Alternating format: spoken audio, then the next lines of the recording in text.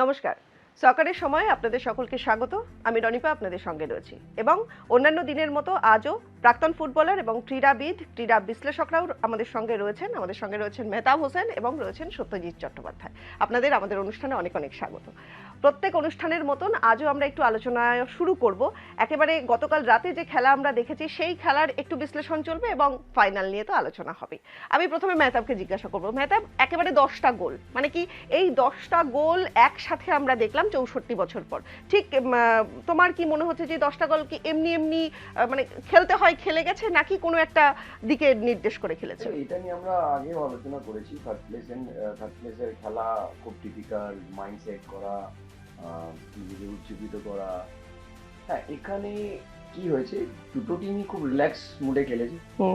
নিজের নর্মাল অতটা প্রেশার নেই, থার্ড পজিশনের যা বা ফোর্থ পজিশনের তাই। এটা এটা আমরা যতটা মানি, কেন এখন তা তো রিল্যাক্সে খেলেছে, মাইন্ড ফ্রেশ করে খেলেছে। এমবাপে খেলেছে নিজের টপ স্কোরারের জন্য, যে আমি টপ স্কোরার হয়ে শেষ করি, সেটাও তার উদ্দেশ্য পুরো হয়েছে। তো আমার মনে হয় থার্ড পজিশন আরো বেটার হওয়া উচিত। আমি দেখেছি থার্ড পজিশন ডিয়েগো ফরল্যান্ড যেবার গোল্ডেন বুট পেলো সম্ভবত বা বল পেলো, সেইবার আমি দেখেছি থার্ড পজিশনের ম্যাচ। আর তুমি ওই ম্যাচটা যদি মানে আবার যদি ওটাকে হাইলাইট দেখা যায়, মানে এত টাফ ম্যাচ হয়েছিল ম্যাচটা, মানে ভাবা যায় না। তো এই ম্যাচটা যেটা হয়েছে, আমার মনে হয় হয়তো সম্ভবত তারা ফ্রেন্ডলি গেম খেলছে। ফ্রেন্ডলি গেমে হয়তো এতগুলো গোল হয় না ইন্টারন্যাশনাল ফ্রেন্ডলিতে। কি মোটিভেশন নিয়ে খেলছিল আমরা এটা ব্যাখ্যা করতে পারবো না, তারা তারা জানে ভালো করে। কিন্তু খুব রিল্যাক্স মুডে খেলেছে এবং যা তোমার জিতেছে ইংল্যান্ড। কিন্তু এত গোল আমার মনে হয় না এই লেভেলে। এখন যে স্ট্র্যাটেজি হয়ে গেছে কোচদের, যেভাবে তোমার প্ল্যানিং থাকে, এত গোল হওয়ার কথা। আচ্ছা সত্যজিৎদা, এমবাপের দুটো গোল এবং সেই দুটো গোল সত্ত্বেও আমরা দেখলাম ফ্রান্স জিততে পারলো না। ইংল্যান্ডের দিক থেকে কি কি সুবিধাজনক জায়গাগুলো ইংল্যান্ডের ছিল? প্রথম কথা, তুমি আজকে খেলার আগে দুজন কোচের যদি মুখোমুখি এতে দেখো ইন্ট্রোডাকশনটা, তাহলে বুঝতে পারবে খেলার ভাবনাটা কোন জায়গায় আছে। আমার মনে হয়েছে একটু দেখে, প্রথমেই দেখি ওটা দেখালাম যখন দুজন কোচ দেশো আর রুসেল এলো, ওরা যেভাবে কথা বলছে বা তাতে বোঝা গেল কারোরই এই ম্যাচটা নিয়ে খুব আগ্রহ নেই, যেটা আমরা বলেছিলাম। আগ্রহ নেই মানে ইজ ওকে। এবং খেলার শেষেও কিন্তু তুমি দেখতে পারো একই মানে দুজনের অভিব্যক্তি, যে দুঃখ পাওয়া বা কষ্ট পাওয়া হয়তো ভেতরে, কিন্তু ওপর থেকে কিন্তু বোঝা যাচ্ছে যে এই হারের জন্য দেশজ খুব আর ও যে জেতার জন্য খুব উচ্ছ্বসিত তা নয়। মানে এখানে একটা ম্যাচকে বোঝা যায় যে ও যেটা মেহতাব যেটা বলছে, আমার কাছে যেটা মনে হচ্ছে যে এটা কম্পিটিটিভ যে মানসিকতা, সেটা ছিল না ম্যাচটাতে এই বছর। কেন জানি না আমি কোন কারণে, আমরা এটা বলি যে খেলতে খারাপ লাগে, ভালো লাগে না, তবুও কিন্তু ওরা মোটিভেটেড জায়গায় আসে যখন ম্যাচটায় হুইসিল পড়ে যায়। হোয়েন স্টার্ট ম্যাচ অন, তখন কিন্তু প্লেয়াররা অন টোজ হয়ে যায়। তার আগে হওয়া শক্ত হয়, কিন্তু ওই সময় থেকে অন টোজ হয়ে গেলেও ম্যাচটা কম্পিটিশান এসে যায়। সেইটাতেও বোধহয় কোথাও একটা ল্যাকিং ছিল, ফ্রান্সের দিক থেকে বেশি ল্যাকিং ছিল আমার মনে হয়েছে। কেন নাহলে 4 গোল কনসিড করার মতো তো ফ্রান্স টিম নয়। 4 গোল দিতে গেলে ভাবতে হবে ফ্রান্সকে, এখন ওয়ার্ল্ড একাদশ করলেও পারবে না ফ্রান্সের এগেনস্টে। তো সেইখানে আমার মনে হয় অন হুইসিলের পেতেও অন টোজ হয়নি। ওরা ওই রিল্যাক্স নয়, কষ্টের যে মানসিকতাটা, সেমিফাইনালে হেরে যাওয়ার যে যে কি বলে তোমার কষ্টটা, সেটাকে হ্যাংওভারটাকে কাটিয়ে ওটা is very difficult in third place match. আচ্ছা মেহতাব, আগের দিন সত্যজিৎদা বলছিলেন যে সাকাকে খেলানো হয়নি, আগের গেমটার কথা বলছি, এখানে আমরা হ্যাটট্রিক দেখলাম সাকা, তাহলে কি ওই প্রেডিকশনটা তাহলে ঠিকই হতো যে সাকাকে যদি খেলানো হতো? তাহলে ডেফিনেটলি কেন কেউ ডিফারেন্স প্লেয়ার স্পার্ট আছে তার, উইথ দ্য বল তুমি 1v1 যে কোনো সময় যে কোনো প্লেয়ারকে বিট করার ক্ষমতা আছে। সাকা এবং রাশফোর্ড যদি আসতো, হয়তো আর্জেন্টিনার যেইভাবে কাম ব্যাক করেছে, যেভাবে ডিফেন্স মানে এতটাই নিচে নেমে গেছে ইংল্যান্ডের ডিফেন্স, তখন কি হতো, কাউন্টার অ্যাটাকেও যদি হতো, ওরা যদি এতটা লো ব্লকে চলে গেছে, কাউন্টার অ্যাটাক এই দুজনকে কিন্তু ধরে রাখাটা খুব মুশকিল। একটা টাচ নিয়ে না এত সুন্দর জায়গা চলে যায়, বিট করে দেয় প্লেয়ারদের। আমার মনে হয় থমাস খুব ভুল করেছেন যে এই দুজনকে ইউজ না না করে করলে আমার মনে হয় ইংল্যান্ডের জন্য খুব ভালো হতো। হুম, আর ইংল্যান্ড হয়তো এই রেজাল্টও হতো না, কিছু মিস্টেকের জন্য, একটা দুটো মিস্টেকের জন্য হয়তো সেই জায়গায় অ্যাচিভ করতে পারেনি। কিন্তু টিম ওয়াইজ যদি তুমি দেখো, খাতা কলমে যদি দেখো, আমি অফকোর্স তারা যে ফুটবল খেলেছে তারাও ডিজার্ভ করে ফাইনাল খেলে, এটা নয় যে ইংল্যান্ডকে তুমি হেলায় ফেলে দিলে, তাই না? তুমি পজিশন ওয়াইজ যদি দেখো, মিডফিল্ড, ডিফেন্স, আপ ফ্রন্ট, তারা কোনো অংশে আর্জেন্টিনার থেকে কম না। তারা হেরে গেছে এই জায়গাটা, যেটা সত্যিটা বলছিল, যেটা আমরা বলছিলাম, মেন্টালিটি কিন্তু। কেন ওরা সার্ভাইভ করতে জানে না, ওরা ছোটবেলা থেকে এরকম ভাবে বড় হয়, সবকিছু পাচ্ছে, কিন্তু আর্জেন্টিনিয়ান প্লেয়াররা সার্ভাইভ করার জন্যই খেলেছিল বলে তারা ব্রেড অ্যান্ড বাটার বলো, জব বলো, তাদের ব্লাডে ফুটবল বলো, তাদের ভূগোল মানে জিওগ্রাফি বলো, তাদের কি বলবো পলিটিক্যাল বলো, সব দিক দিয়ে তারা কিন্তু মার খেয়ে আছে। তারা সার্ভাইভ করার জন্য একটাই জিনিস বেছে নিয়েছে, সেটা কি? ফুটবল। গোল্ডেন বুটের এবার সময় আসতে চলেছে। এখানে এমবাপে মেসির মধ্যে একটা মারাত্মক টক্কর, আমরা জানি যে এমবাপে এগিয়ে রয়েছে। আচ্ছা, তোমার কি মনে হচ্ছে একটা ফাইনাল খেলা, সেখানে যা প্রেশার সেটা রয়েছে, তার উপর মেসির উপর রয়েছে দুটো গোল, একটা অ্যাসিস্ট করতে হবে, এটা মেসির ক্ষেত্রে কি সম্ভব হতে পারে? মেসির কাছে সবকিছু সম্ভব। মেসি এরম গ্রহ থেকে এসছে, মেসি কিন্তু হ্যাঁ অফকোর্স টাফ ম্যাচ, মেসিকে এরম মার্ক করছে, আর এখন এইজটা ফোর্স ফ্যাক্টর, 8 গোল করে ফেলেছে, কিন্তু এখন কি করছে, ওকে যে জায়গা দিচ্ছে তার জন্য বাধ্য হয়ে কি করছে, ও বাইরের দিকে চলে যাচ্ছে। এবার বাইরের দিকেও তো ম্যাক্সিমাম বাইরে থেকে ভিতরে এসে গোল করেছে, কিন্তু এখন সেটা করতে দিচ্ছে না। এখন সেই 3-4জনকে নিয়ে আবার আবার একজন চলে যাচ্ছে, যেটা ইংল্যান্ড ম্যাচে বারবার করছিল। তো সম্ভব সবই, অসম্ভব বলে কিছু নেই। এবার মেসির উপরে, মেসির ডে যদি থাকে, আমার মনে হয় মেসিকে এই ইতিহাস বানাতে কেউ রুখতে পারবে, ডে যদি থাকে, তার দিন যদি, হ্যাঁ অফকোর্স বয়সটা একটা ফ্যাক্টর আছে, যেটা আমরা সবাই ছোটদা বলে আমি বলি, ডের উপরে ডিপেন্ড করে। যদি টিম থাকে, আর যদি মনে করে স্পেন টিম যে ওকে রাগিয়ে দেবো, আর আমি আমি আমি চাইবো যে মেসিকে কেউ রাগাক, কুকুরলা রাগাক, বা ওকে আরো আরো টাফ চ্যালেঞ্জ দিক, আমার মনে হয় তখনই দেখবে ওর ওর ওটা জেগে উঠবে কি ইয়েস আমাকে কিছু করতে হবে। কুকুরেলার ক্ষেত্রে কতটা টাফ হচ্ছে বিষয়টা? যেরকম ও অ্যাটাকে যায়, আই ডোন্ট থিঙ্ক মেসিকে ছেড়ে ও অ্যাটাকে যায়। আর যদি ও নিজে নর্মাল খেলা খেলে, তাহলে হয়তো একটু ডিফিকাল্টিতে পড়তে পারে। কেন অত স্কুইজ যাওয়ার পরে, কেন এখনো মেসি যদি রেড বল যদি তুমি দেখো, ধরা খুব মুশকিল। অথবা ফাউল করতে হবে ওকে, অথবা ও পেনাল্টি আর্ন করবে। আর যদি খুব বেশি অ্যাটাকে যায়, আমার মনে হয় না কোচ, স্পেনের কোচ ওকে এত ফ্রিডম দেবে, যেটা অন্য অন্য ম্যাচে দিয়েছে। সত্যতা কি বলছো, কুকুরেলা ঠিক কতটা ফ্যাক্টর হতে পারে? কুকুরেলা ফ্যাক্টর নয়, এখানে ফ্যাক্টর হচ্ছে মেসিকে তুমি সরিয়ে রাখো ম্যাচটাতে, তাহলে স্পেন ফেভারিট হবে। আচ্ছা, তাহলে তোমাকে আমি একদম ডিরেক্ট কোশ্চেন করবো, দর্শকদের জন্য তুমি ডিরেক্ট আনসার দেবে, কিন্তু সেটা হচ্ছে না, আমি ডিরেক্ট অ্যান্সার দেবো তো বটেই। মেসি উইদাউট মেসি আর্জেন্টিনা, আর্জেন্টিনার প্রত্যেকটা প্লেয়ার অসম্ভব উচ্চমানের, এ বিষয়ে কোনো সন্দেহ নেই। স্পেনের প্লেয়াররা উচ্চমানের, এখানে সবাই বড় প্লেয়ার, কিন্তু এক্স ফ্যাক্টরটা কিন্তু মেসি। তুমি যদি টুসেল মানে যে after the England Argentina England ম্যাচের পর প্রেস কনফারেন্সটা দেখো, কি দেখেছো তাতে, কি বলেছে ও? যে আমরা সারা সপ্তাহ ধরে প্ল্যানিং করে এসেছি, কিভাবে ওকে ব্লক করব, কোথায় রাখবো, কি করব আমরা ফার্স্ট। কিন্তু মেসিকে যদি 5 মিনিটস তুমি দিয়ে দাও, এবং বলছে আমি on the spot dug out থেকে চেঁচিয়ে গেছি সারাক্ষণ, যে ও যখন সরে এসছে, যে তোমরা কিন্তু কষাস, ও সরে এসছে, তাহলে আমরা কিন্তু 5 মিনিট কষাস হতে পারিনি। দুটো বল ও একটা দিল, একটা অসম্ভব, ওটা যদিও অ্যাসিস্ট করার খুব একটা আমি মনে করি না। সেকেন্ড গোলটার ক্ষেত্রে তো আর কোনো ব্যাপার নেই, তার আর একটা ক্ষেত্রেও বল দিয়েছিল, হেড করেছিল, সেটাও সেফ হয়ে গেছে। তাহলে তুমি আমাকে বলো, আজকে যে ম্যাচটা হবে, সেই ম্যাচটা মেসি ভার্সেস স্পেন নাকি Argentina versus Spain? Definitely Argentina versus Spain. আচ্ছা, মেসি হচ্ছে এক্স ফ্যাক্টর, মেসি হচ্ছে ফ্যাক্টর, কিন্তু আর্জেন্টিনার অন্য প্লেয়ারদের কাছে স্পেন যদি ওই মানসিকতায় না পৌঁছতে পারে, তাহলে কিন্তু মুশকিল আছে। স্পেন কিন্তু তুমি যদি বলো পাসিং, তুমি যদি বলো পজিশনিং, স্পেন কিন্তু এগিয়ে আছে, স্পিডে এগিয়ে আছে, কিন্তু মানসিকতায় তোমাকে কিন্তু যেতে হবে, নাহলে কিন্তু ওই স্পেসকে ওরা জানে কিভাবে বন্ধ করতে হয়, আর্জেন্টিনা জানে হাউ টু স্টপ দেম। এটা কিন্তু আর্জেন্টিনা, কিন্তু স্পেন জানে না হাউ টু স্টপ আর্জেন্টিনা। একদম। আচ্ছা মেহতাব, বলো যে দিবুর সঙ্গে যখন কথা মানে সম্পর্কে যখন কথা বলা হয় তখন হচ্ছে ভাঙা আঙুল নিয়ে খেলছে, এমনকি সার্জারিটা করলে বিশ্বকাপটা খেলতেও পারছে না, তারপরেও এত ভালো পারফরমেন্স, সেটা আর্জেন্টিনার জন্য কতটা সুবিধার জায়গা নিয়ে যাবে?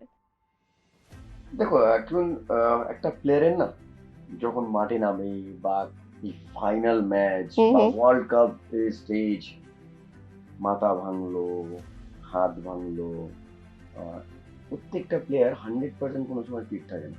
কোনো সময় কোনো প্লেয়ারকে জিজ্ঞেস করবে যে তুমি হুম। যে ইউ আর 100% ফিট, তা ও বলবে লিটল বিট পেন।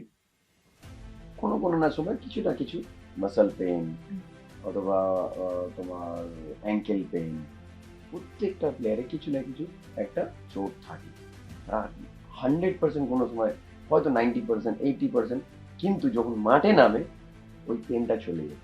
যখন বডি গরম হয়ে যায় না, যখন চারিদিক দিয়ে অডিয়েন্স, হ্যাঁ, অডিয়েন্স, ওই যে সাউন্ডটা ওটা সব ভুলিয়ে দেয়। চিয়ার, মানে প্লেয়ারদের, মানে বিশেষ করে তোরা তো অনেক বছর খেলেছে, আমিও একটু এত খেলেছি, মানে ওই যে আমি বলছি আমি আর ওই দাবি মেলে কথা ভাবছি যে, তো ওই পেনটা ভুলে যাই আমরা।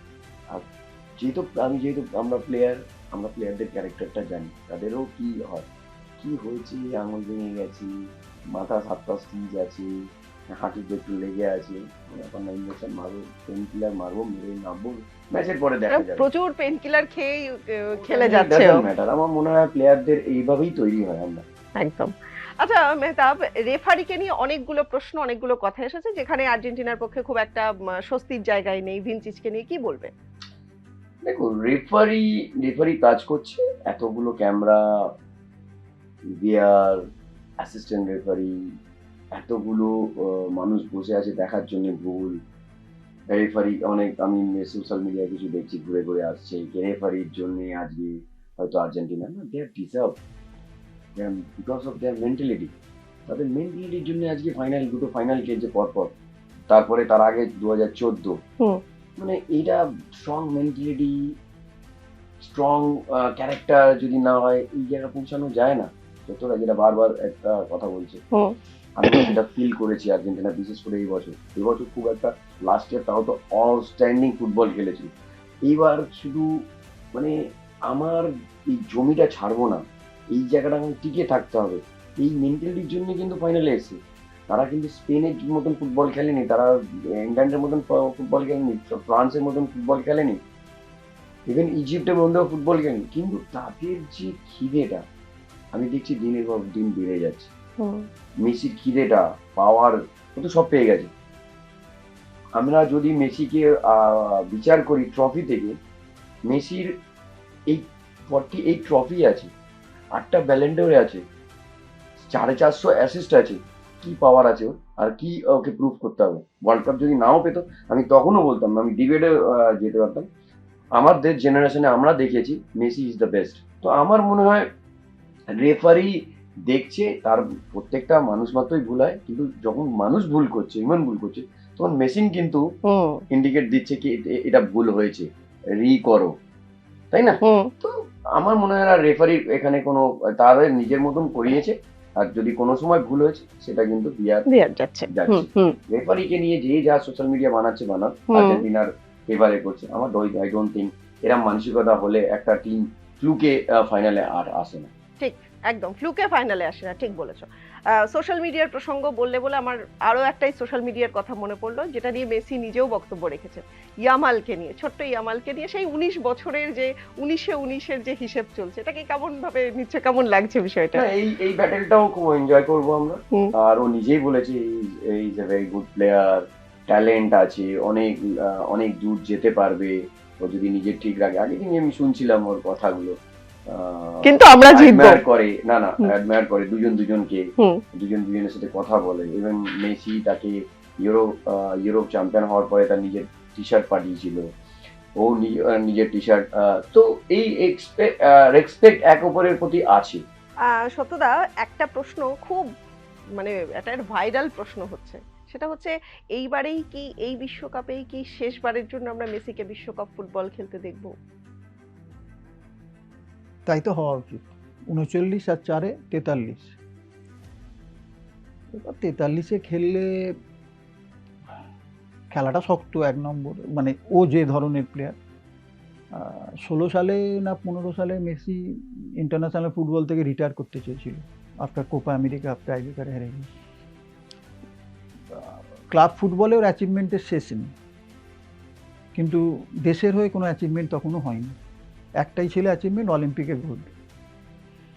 তো ওই দিন নর্মালি আমার একটা শো সাথে সাথে এসছিল একটা টিভি চ্যানেলে, আমার চোখ দিয়ে প্রায় জল পড়ে যাওয়ার কথা, মানে এরকম একটা জায়গায় চলে গেছিলো যখন শুনি। আমি খেলাটা পুরো শেষ করেছিলাম। ব্রাভো বলে একটা গোলকিপার ছিল চিলি, খুব, ও বার্সেলোনারও গোলকিপার ছিল। হ্যাঁ, রিয়েলে খেলে বার্সেলোনারও গোলকিপার ছিল, মেসির বন্ধু। তো মেসি হেরে গেল টুয়াইস, চিলির কাছে দুবার পর পর টাইব্রেকারে হারলো, এবং মেসি যথারীতি ঘোষণা করলো আমি আর দেশের হয়ে খেলবো না। সেদিন মনে হয়েছিল, সেদিন আমার মানে এই জন্যই চোখে আজকেও আমার মানে হচ্ছে বলতে চোখে জল এসেছিল যে আমি স্বপ্নের ফুটবল দেখাটা থেকে আমরা বঞ্চিত হবো, সারা পৃথিবী বঞ্চিত হবে। এটা আমি গিয়ে বলেছিলাম টিভি চ্যানেলে। এবং আজকে আমি বলবো না এটা, কিন্তু তুমি এই প্রশ্নটাতে আজকে যদি মেসি রিটায়ার করে স্বাগত, ডেফিনেটলি এটা তার প্রাইম টাইম রিটায়ার করা, মানে আজকের দিনে যদি চ্যাম্পিয়ন হয়, যদি ঈশ্বর করেন, এবং আজকেই যদি উনি রিটায়ারমেন্ট ঘোষণা করেন, এর চেয়ে ভালো জিনিস আর হতে পারে না। তুমি মেহতাবকে কোশ্চেন করলে মেহতাব এড়িয়ে এড়িয়ে গেল খানিকটা মনে হলো, কোনটা? যেটা এই যারা এই জিনিসটা করছে, এই অ্যান্টি করছে সোশ্যাল মিডিয়াতে, এটা আমার কাছে খুব অভাবনীয় লাগছে। যে কটা আমরা আর্জেন্টিনার পক্ষে গেছে বলে মনে হয়েছে, প্রত্যেকটা কিন্তু তুমি দেখো ভারে দেখিয়েছে, কিন্তু ভার আছে প্রত্যেকটা, কিন্তু কোনো গলত বলে আছে বলে আমি মনে করি না। সুইজারল্যান্ডের রেড কার্ড তুমি দেখো, কাউকে জিজ্ঞেস করো। তুমি গোলের ব্যাপারটা একটা জায়গায় আছে, গোলের বলটা শুরু হয়েছিল কিন্তু ফাউল দিয়ে। এখন তুমি এটাকে ফাউল দেবে কি না দেবে, ওইটাকে তোমায় এটা কিন্তু এগুলো ক্লারিফাই করতে হবে। দেখো, জোর জবরদস্তি করে আমি বলে দেবো অ্যান্টি যাচ্ছে, আর্জেন্টিনার পক্ষে যাচ্ছে, এটা ইচ্ছাকৃত হচ্ছে।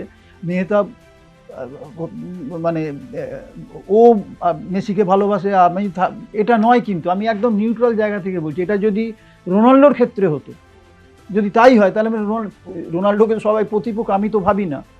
রোনাল্ডো তার বন্ধু, মেসি রোনাল্ডো এরা সব এক বন্ধু আমি মনে করি, এমবাপ্পে এরা সব এক বন্ধু। এরা খেলার মাঠটা আলাদা, খেলার মাঠটা প্রতিদ্বন্দ্বী, কেউ শত্রু নয়। তা মেসি, রোনাল্ডো, এমবাপ্পে এরা সব প্রতিদ্বন্দ্বী। আর মাঠের 90 মিনিটস, হাবিবদা একটা কথা বলতো, বেটা আমরা জিন্দেগি হয় 90 মিনিটস, 90 মিনিটস কা বাত কুছ নেই, 90 মিনিটস আমাদের জীবন। তো সেই জীবনে তুমি আজকে রোনাল্ডোর ক্ষেত্রেও যদি এটা ঘটতো, আমি বলতাম যে না, এটা রোনাল্ডোর পক্ষেই যাওয়া উচিত। যদি মেসি আর্জেন্টিনার পক্ষে, পর্তুগালের পক্ষে, সে একই বলতাম। এগুলো কিন্তু তুমি চোখে দেখে নিচ্ছ, যে আমরা দেখে নিচ্ছি যে কি ঘটছে ব্যাপারটা, এবং সেখানে ক্লিয়ারলি এটা এত সহজ নয় যে একটা দুম করে পরপর ফেভার করে দেবে। এটা একটা শক্ত ব্যাপার। কেন করছে আমি জানি না সোশ্যাল মিডিয়ায়। আর্জেন্টিনাকে তাদের অন্যান্যকে ভালোবাসার কারণে যদি আর্জেন্টিনাকে এইভাবে করাটা ঠিক না। তার ভালো দিকটা, ভালো জিনিসগুলো দেখো। একদম শেষের দিকে চলে এসেছি, শেষ প্রশ্নই করব মেহতাবকে। আজকে তোমার কি মনে হচ্ছে, মানে তোমার এত বছরের ফুটবল কেরিয়ার, সেখান থেকে তুমি ঠিক কিভাবে বিশ্লেষণ করবে যে মেসিকে বা আর্জেন্টিনাকে আটকানোর জন্য স্পেন কি কি স্ট্র্যাটেজি নিতে পারে? দেখো, স্পেন এই ওয়ার্ল্ড কাপে ধারাবাহিক যেভাবে খেলছে, হাই প্রেসিং, উইদিন 8 সেকেন্ডে বল উইন করা, মেন প্লেয়ারকে বল না খেলতে দেওয়া। তুমি যদি ফ্রান্সের ম্যাচ খুব ভালো করে লক্ষ্য করো, তারা কিন্তু ডেম্বেলে, এমবাপ্পে বা ওলেসে বল খেলতে দেয়নি, build up from behind time. সেটাই চেষ্টা করবে আজকে, যে মেসির কাছে যত কম বল আসে, কুকুরোলা অলওয়েজ তার সাথে ম্যান মার্কিং এ থাকে, চিপকে থাকছে। এটা চাইবে সবসময়। কেন? এক্স ফ্যাক্টর, যেটা আমরা সবসময় বলছি, সত্যদাও তাই বলি, এক্স ফ্যাক্টর কিন্তু এই ম্যাচে ওই ডিফেন্স করে দিল। আজ হাতে একেবারেই সময় শেষ, সকারের সময় আজকে এখানেই আমাদের শেষ করতে হচ্ছে। আমার অতিথিদেরকে অনেক অনেক ধন্যবাদ জানালাম এবং আজ রাতে তো আমাদের সকলকেই জাগতে হবে, যে যার বাড়িতে, ক্লাবে এবং জায়ান্ট স্ক্রিনে অবশ্যই আমরা আজ রাতে বিশ্বকাপ ফুটবল দেখব এবং এই গোটা ফুটবলের অর্থাৎ আজকের ফাইনালেরও একটা পর্যালোচনা রয়েছে, সেজন্য নজর রাখুন এই সময় লাইভে।